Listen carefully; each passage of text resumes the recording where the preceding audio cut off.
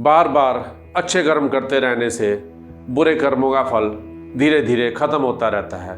जिस प्रकार एक बाल्टी गंदे पानी में से एक लोटा गंदा पानी निकाल दिया जाए, उसमें एक लोटा स्वच्छ पानी डाल दिया जाए, फिर एक लोटा गंदे पानी का निकाल दिया जाए और एक लोटा स्वच्छ पानी का डाल दिया जाए, ऐसा करते रहने से कुछ देर पानी बदलने के उपरांत उस बाल्टी में पूर्णतः स्वच्छ जल मौजूद मिलेगा। परंतु एक बात ध्यान में रखी जानी बेहद आवश्यक है कि पिछले जन्म के कर्म ही इस जन्म में मिलने वाले दुख या सुख का आधार होंगे। जन्म देने वाले ने पिछले जन्म में कैसे कर्म किए, इस जन्म में किन किन सुखों या दुखों को उसने भोगना है, जन्म कुंडली के ग्रह इस बात का संकेत दिया करते हैं। इस जन्म में लेने वाले व्यक्ति किस प्रकार के दुख भोगेगा या उसे क्या सुख मिलेंगे, जन्म कुंडली ये संकेत दिया करती है।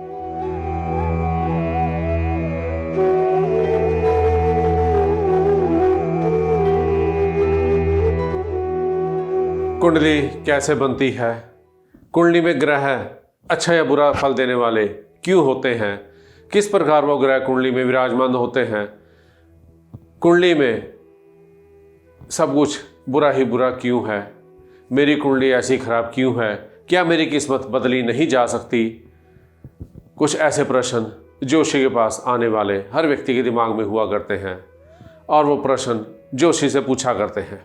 लोग ऐसा समझते हैं, ऐसा मानते हैं कि जोशी के पास जाने मात्र से ही हमारे सारे ग्रह ठीक हो जाएंगे। जोशी के पास कोई जादू की छड़ी है जो घुमाते ही हमारे सारे ग्रह ठीक कर देगा।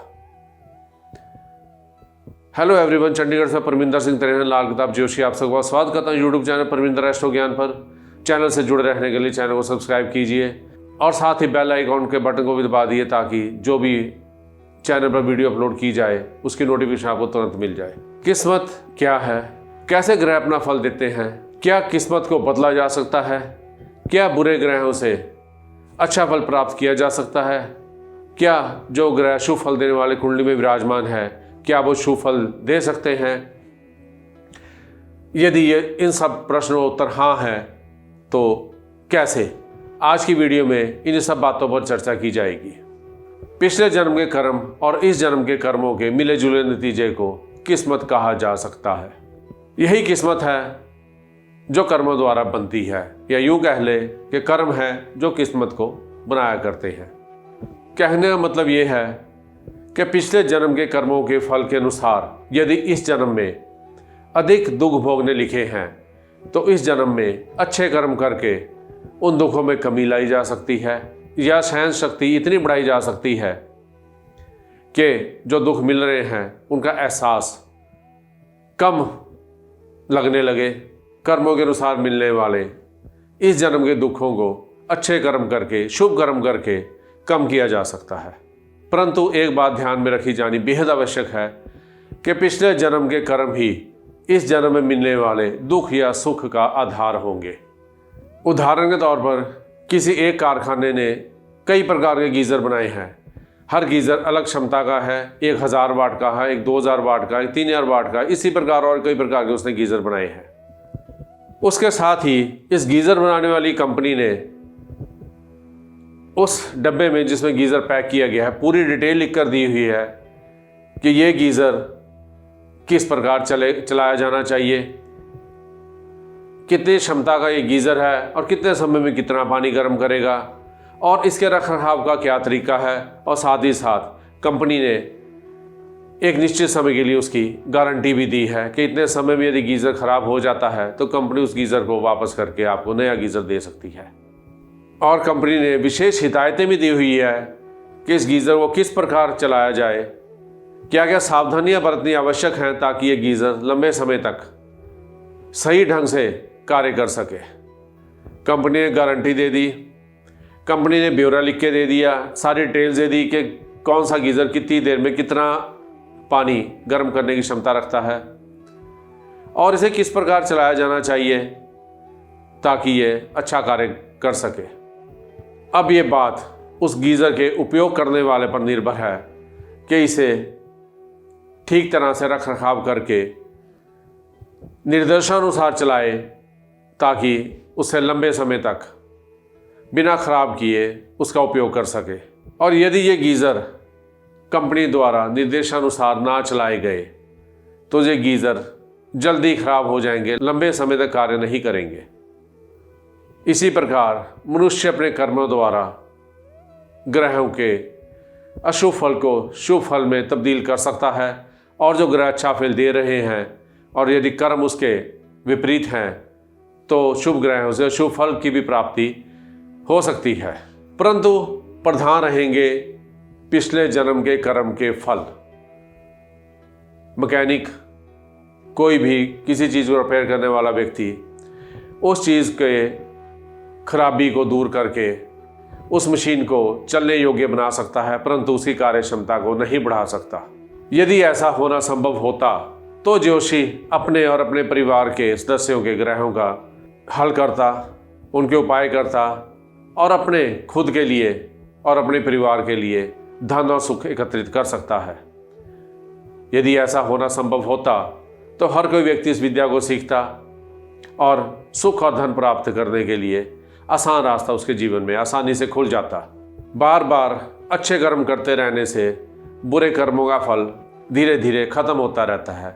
जिस प्रकार एक बाल्टी गंदे पानी में से एक लोटा गंदा पानी निकाल दिया जाए, उसमें एक लोटा स्वच्छ पानी डाल दिया जाए, फिर एक लोटा गंदे पानी का निकाल दिया जाए और एक लोटा स्वच्छ पानी का डाल दिया जाए, ऐसा करते रहने से कुछ देर पानी बदलने के उपरांत उस बाल्टी में पूर्णतः स्वच्छ जल मौजूद मिलेगा।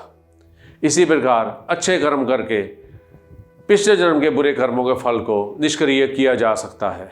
इसी प्रकार किसी भी मशीन के पुर्जे यदि एक एक करके बदल दिए जाएं तो उस मशीन की कार्य क्षमता को भी बढ़ाया जाना संभव है।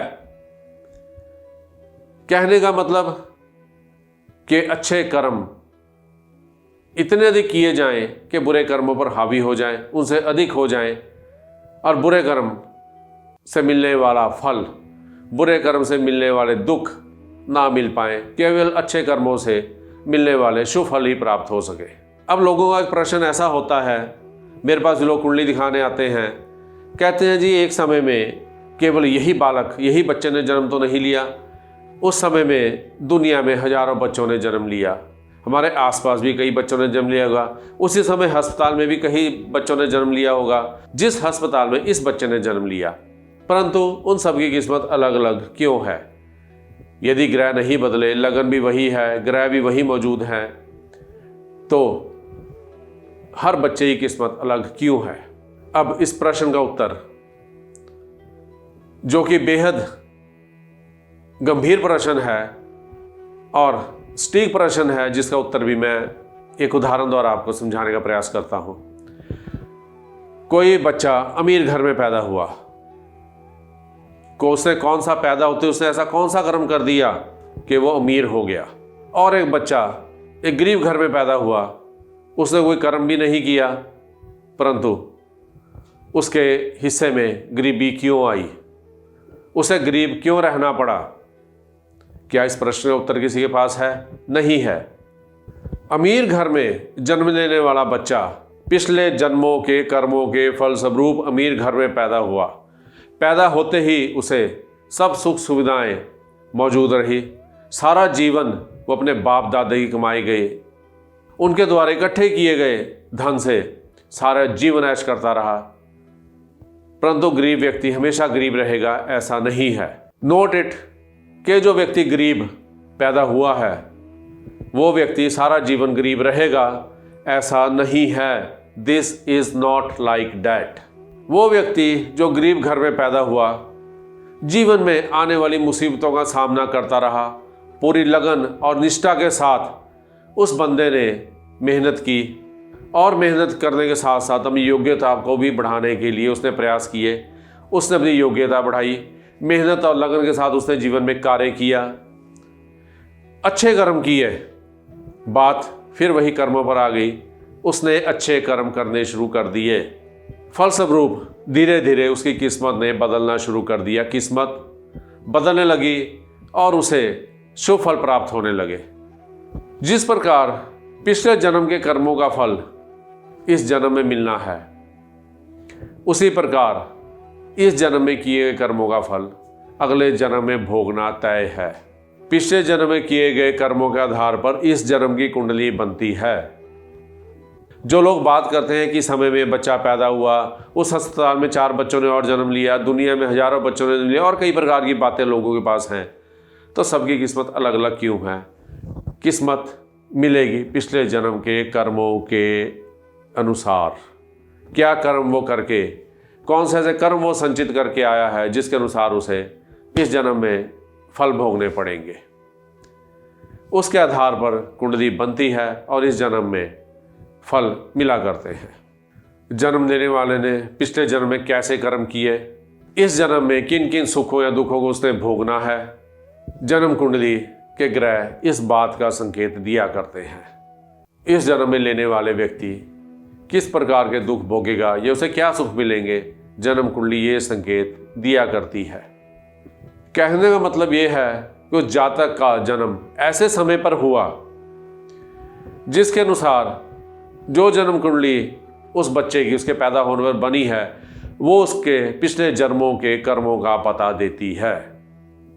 वो कैसे कर्म करके आया है, इस जन्म में उसने किस प्रकार के दुख या सुख भोगने हैं, ये पता कुंडली दिया करती है। और इस जन्म में उस कुंडली के अनुसार ही कर्मों का फल भोगते हुए जीवन में दुख या सुख प्राप्त होते हैं। परंतु दुखों को, मुसीबतों को कम करने के लिए अच्छे और नेक कर्म विशेष सहायता प्रदान करते हैं। वो उन दुख देने वाले कर्मों के दुख को कम कर दिया करते हैं और इस जन्म के ग्रहों को अच्छा फल देने पर मजबूर कर दिया करते हैं। इसलिए अच्छे कर्म करने की सलाह हर सत्संग में, हर धर्म में कही गई है कि जीवन में जाना कुछ नहीं है, किया गया कर्म ही साथ जाएगा। दान करें, धर्म करें, नेक कर्म करें, किसी को सताए मत, किसी को तंग मत करें, किसी को दुख मत दें, क्योंकि जो कर्म किए जा रहे हैं उनका पता अगले जन्म में मिलना तय है। और यदि पिछले जन्म के कर्मों के अनुसार दुख और मुसीबतें झेलनी पड़ रही हैं और इस जन्म में भी बुरे कर्म किए जा रहे हैं, उन दुखों और मुसीबतों से छुटकारा पाना संभव नहीं है, असंभव है, पूर्णतः असंभव है। यदि ये मेरी वीडियो आपको पसंद आई, इसे लाइक और शेयर अवश्य करें, अन्यथा आप डिसलाइक भी कर सकते हैं। आने वाली वीडियो में ज्योतिष संबंधित कुछ विशेष जानकारी और जीवन संबंधित परेशानियों की समस्याओं को लेकर कोई नई जानकारी, कोई नई समस्या समाधान लेकर आपकी सेवा में हाजिर रहूंगा। तब तक के लिए आप सबको मेरा प्यार भरा नमस्कार।